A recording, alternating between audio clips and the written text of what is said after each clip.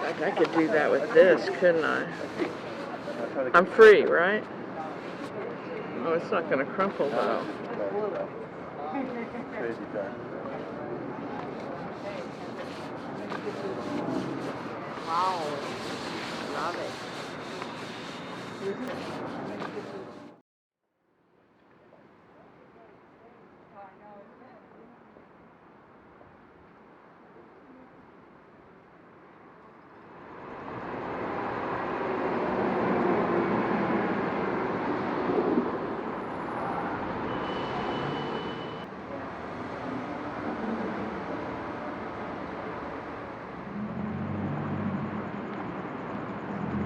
Intuitive mark making process that I was teaching her, rubbing the charcoal in your fingers and erasing, I thought was most powerful with charcoal, with black. She painted back in the 60s, and she would paint with her girlfriends, sort of like the wine night painting. Yeah. She was actually pretty good. Not only could she not remember what I was saying, but she kept saying, oh, well, I can't do this, because she was expecting that I was expecting she to actually draw a figure or something realistic. And finally she got it because she watched me. It was just to be random. And then I think she started loosening up and really liking it. And she'd be, oh, I see fish. There's birds here. And then she would sort of embellish a little bit so that maybe you could see it more. It was lovely, because I'd never seen that innocent child, soft side of her before. My mom titled them all. That's why the ones that are untitled, she couldn't think. What we used to do is, after we were finished, we would move them in a certain way. We'd turn the pages, turn the paper, and see what images we could find in the marks. And then we'd sort of laugh and talk about them, talk about the images that we saw, and then she would invariably have some statement to make at the end. And that's when I decided that would be the title. And I asked her, I said, that sounds like a great title. And she'd go, yeah. She doesn't really enjoy it anymore. She's frustrated most of the time. Now she had entered a new phase of Alzheimer's where she'd make up these stories. She said, I remember when the school was across the water there, pointing to the golf course, she said, and my parents, they bought this house a long time ago. She said, I remember going to that school. She says, not there anymore. And she made up this whole scenario about the house. She'd fill in the blanks with whatever seemed, most likely. So it's been painful watching her deteriorate, especially this last time, very painful. Every moment that we were together was so tenuous. And so to try to really organize anything with her, it was too stressful for me. I showed her all the pieces that we had done 2 years ago, and she was quite excited. She was happy to be coming, but there was just no way we would have been able to bring her because her behavior was too unpredictable. I mean, one minute she would be excited, and the next minute she'd be angry, or she'd be running out the door. I can't even imagine what it would have been like to actually bring her here. This whole show is a bittersweet time for me. It's devastating, honestly. The disease is devastating. It asks way too much from everybody. From everyone, from the whole family.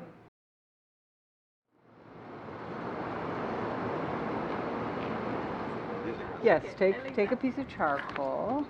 And actually, I need to put something on these so that they don't blow away. Yes, you can.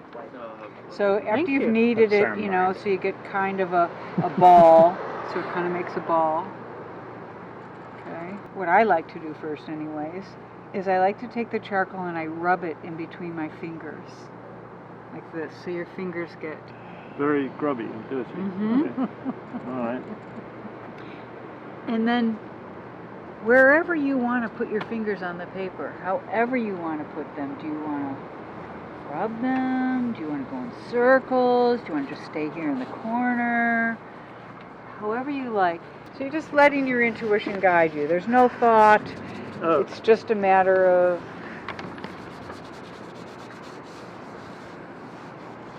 however you feel. Taking a picture. All you're doing is just randomly letting yourself decide where you want to make the mark. Yeah, it's exactly like that. And what you're doing is you're allowing just your emptiness to come onto the paper. And it's interesting how all of ours are so different. Look, you can mark on the side of the charcoal, you can mark with the edge of the charcoal, you can make a deep line, a very thin line, you can dot it, you can circle it, you can, whatever you think, you're not making a picture. You are just randomly marking, just completely circle it, move it, dot it, whatever. He was a master of line. Close your eyes. It's just a total expression of a lot of times to get the imaginary view. That's great. Whatever you want, circle, whatever you think,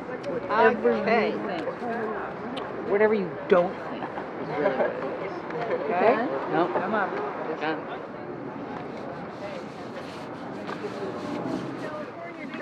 I keep forgetting that people are Not seeing every- me now that haven't seen me in a long time. Well, Like, see? someone else I saw today was like, your hair. I'm like, Yeah, well, we all are 'cause coming I've out been of our like this for a while now, so I don't know. Yeah. Our cocoon. Yeah. Yeah. No, I've never had that. Did you get one of these? Oh yeah, I don't think so. I don't think Linda got one.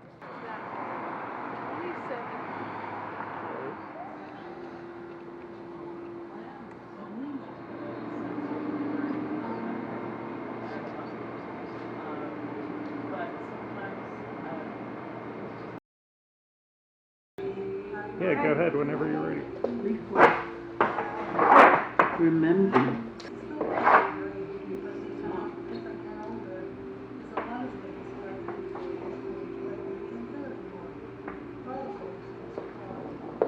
And I might get to remember. Wait a minute.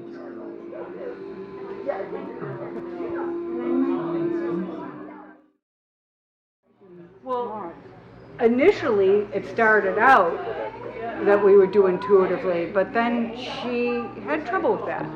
She kind of would say, well, I can't do this. It's not turning out to be thinking of something realistic. And I said, no, Mom, it's okay. You can just do it randomly, not even think. So it was a bit of a stretch for her. And some you see more of a purpose than others. And then also, too, the end result is after we make several marks, we would turn the paper in different ways and we'd decide what was there and what wasn't. Like that piece over there with the fish, my mom always saw fish and birds. She made that fish. But did she make a fish or did she see a fish? She saw a fish and then she made it more fish-like. Oh, okay, yeah. Because that's what she liked to do. Yeah, well, she that's- wanted to bring a reality to the piece. She was in a memory care unit in Kansas City and she just had nothing to do and nothing pleased her. And so I kind of got emotional when I saw the video of Janice's mother and how she got her to be creative and do something that looks like she was enjoying it. And I so much wanted my mother to have something like that, and she didn't. My mom and dad's been married for 55 years. About a year and a half ago, started noticing my dad start being a little bit more forgetful. It was like one Sunday morning, my mom said, hey, your dad was missing all day. And he drove 2 states away, and he didn't know where he was. So I think at that point, we start realizing that a progression, that something was going on. He'd sort of become this caregiver permanently, and then when she died, he kind of went to pieces a bit. Then he met a woman 10 years older than him, and they got married, and she is bipolar. He ended up being her carer, and is still today. He's a caregiver. He's become quite ill. He's an alcoholic now, and he just binge drinks. It's an emotional roller coaster, it's a psychological roller coaster, it's a financial roller coaster, and consistent communication with people who are dealing with the same thing will help you a long way. So I would tell people to stay strong, stay positive. Dealing with loss is not easy, even before loss happened, but try to remember that those people that you're helping, your parents, your loved ones, they would do the same for you. Thoughts on I'm not here, I'm not there. What kind of life exists when you're on the precipice of knowing and not knowing? When only in the moment, and only for a moment, can 90+ years of life flood a connection back to the here and now? My mother has Alzheimer's. As a result, my sister and I are no longer her daughters so much as her caregivers, her protectors, her last remaining ties back to who she once was and will never be again. We once relied on her for life. Now she relies on us. Faced with the challenge of keeping my mom entertained and her mind engaged, I decided to introduce the intuitive mark-making process using charcoal on Bristol paper. My mom had dabbled in realistic paintings years ago and was quite accomplished, considering it was just a passing hobby. What is it like to lose oneself and still be alive? I taught her to rub the charcoal between her fingers and then showed her the marks and smudges that could adorn the paper by just her random touch. No thought needed. The concept was hard for her to grasp in the beginning. She struggled to let loose without a plan. I taught her the art of experimenting, suggesting by example all the ways charcoal could make its imprint on paper, including the use of erasing. Mom shined when it came to picking out images among the abstract marks we had made. Working always on the same piece of paper together, we would laugh and make up wild stories to go with the images. She loved the way we were able to connect over the marks we created. It brought us into a different, deeper realm of experience. One of the most remarkable aspects revealed to me about my mother was an innocence I had never seen before. A childlike softness would appear as she worked the marks, giving birth to birds and fish. This project kept my mom's intellect, always pretty formidable, active and involved, giving her the freedom to reach deep into locked caverns and intuitively create. The release made her feel creatively productive, if only for the first time, dedicated to the mark-making process. Often, after my mom and I would complete a piece of work and we'd leave the room, the next time she saw the work, she'd wonder who did it. When I'd tell her that we did it together, she'd say, "No, I didn't do it. You must have done it." I started taking videos and photos to document her involvement. After showing them to her, she would just look at me in disbelief. These were the times she realized her memory had deserted her.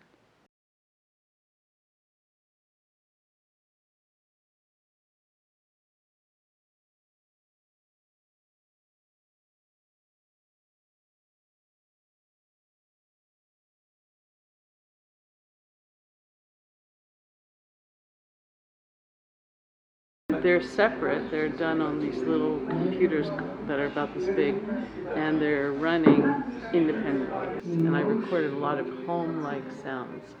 Dishes, kitchen, water, doorbell, phone, things like that. I wrote a script, and I got my mom to read parts and improvise on the words, and I did some, and then invited my daughter. So we have 3 tracks of generations talking about memories and our experiences. And how does that change as you're different ages in your life and stages? So this idea of memory being triggered by these sounds, when you get far back, when everybody's far back, there's just words.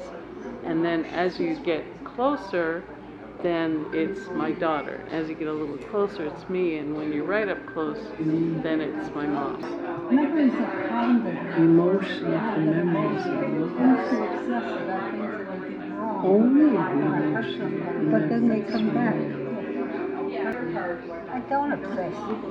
I said to myself, you're okay. You might have done something wrong sometime, but in the main, you're pretty good. And this is a change that I wouldn't have noticed. Memories are kind of emotional memories. Once you obsess about things that you did wrong, only hurt somebody, but then they come back.